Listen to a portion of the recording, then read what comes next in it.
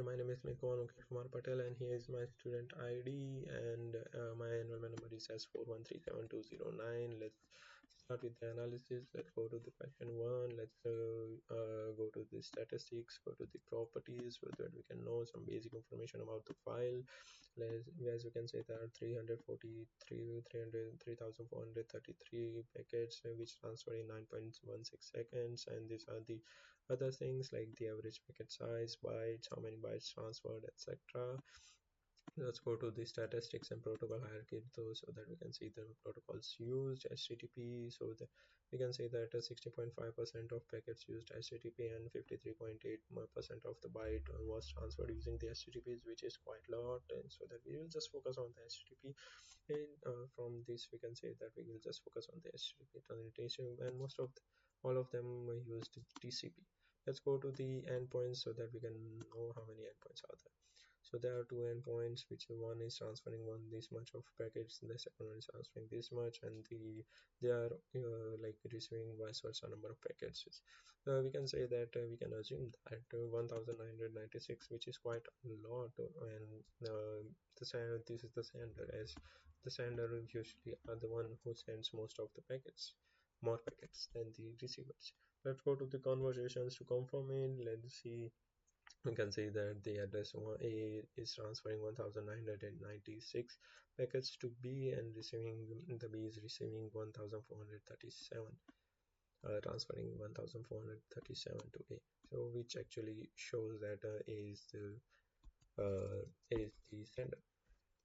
Let's do some filters. So let's apply some filters.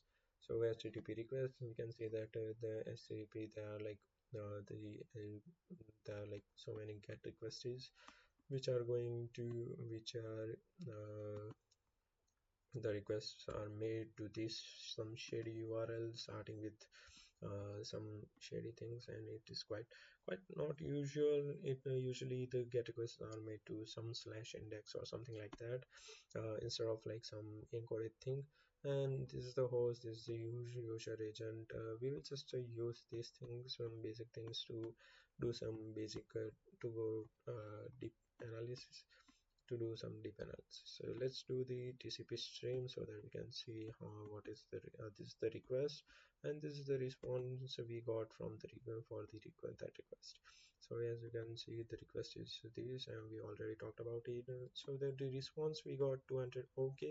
Okay, so which is good, which shows that it's a two-way communication, not like user is trying to get some, so trying to get some services and not getting the response. It is actually getting the response, which shows that it's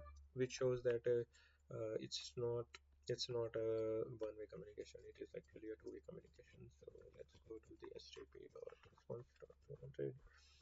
As you can see, all the requests are like 200 okay, so all the responses are 200 okay, so same response we got, same from the same IP to same IP, and the same number of packets are as the same as the request. So we got same number of requests and response packets, so it shows that it's a two-way communication. One, let's see, let's say the host, so 284, which shows that the same user was sending the request, which is quite unusual.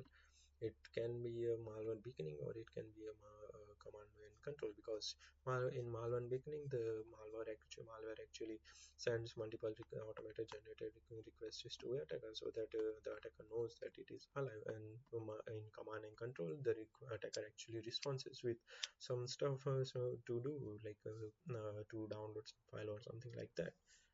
So yeah, it can be either of that. Yeah, so these are all the suspicious things that I found. Thank you.